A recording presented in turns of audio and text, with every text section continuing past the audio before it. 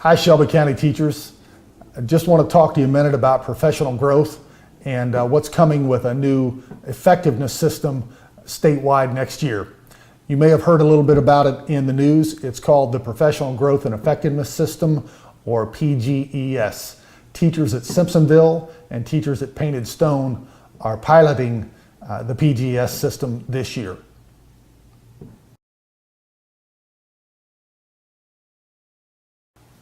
PGES is built on the concept of constant improvement. People in whatever line of work they're in, people that are really successful, they're constantly in pursuit of excellence. I hear you all talk about that with your kids in classrooms, about constantly improving, and I know that Workshop is designed to be that type of thing, that kids can constantly improve their work. When we talk about standards-based grading, that's the concept that we're after, and I know Shelby County High is doing a lot of work with that. The members of the State Board of Education and our Education Commissioner, they're people like that, people who are constantly seeking to be the best they can be. And so it's no surprise to me that they want us to have an effectiveness system. I embrace that idea. We are working on putting together our plan. We'll be submitting it in May, and hopefully by early June, we'll have state board approval for our new effectiveness system. So here's what it means for you as a teacher. The system next year will be, the professional growth plan will be a little different.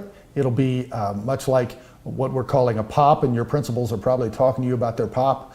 The POP will allow you to have a student growth goal and then measure your actions to get that student growth result. So that'll be the first piece of your PGP. And then the second piece will be that long-term piece that you're working on to improve your teacher pedagogy. And it may be as long as a 3-year piece, and that's okay. Something that you don't really want to measure right away. You want to work on it and develop your skills and hone your skills, and then possibly later use it as something you measure student growth with. When you think of the student growth goal piece, think about what you're doing with data teams, the work you're doing to pre-assess and then to set SMART goals, and then to give the instruction and do the post-assessment and measure student progress. That's what we'll be doing. So you can picture those sorts of pieces being what you will set your student growth goal with.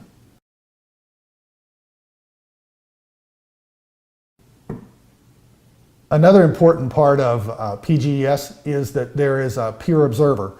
I want you to think of this like a visit to a thinking strategies classroom, where you do a pre-brief, and then there's the visit, and then you do the post-brief. The opportunity for the teacher to say to the observer, hey, here's what I'm working on, here's where I'd like some feedback, and then the observer can observe and really look for those pieces and then give effective feedback afterwards. So when we try to look at what might be the trunk of the tree of this message, the trunk of the tree of this message is, it's about constantly improving our effectiveness. Effectiveness is the key word. When we look at the work of John Hattie that you've been doing recently, and you all have been looking at those high effect size strategies, they're about constantly increasing our effectiveness. That's what PGES will be for us. That whole thing of constantly improving our effectiveness. I know you're going to have questions as we move forward. Please feel free to ask those questions to your principals. Remember that your principals are the leaders of learning, but they're learners too. This is all new to them, it's all new to us. But for us, one thing we want to be certain of, from top to bottom, all of us, that it's about increasing our effectiveness. Thanks for taking a minute to watch this video. I hope it helps you, and good luck as you go on spring break.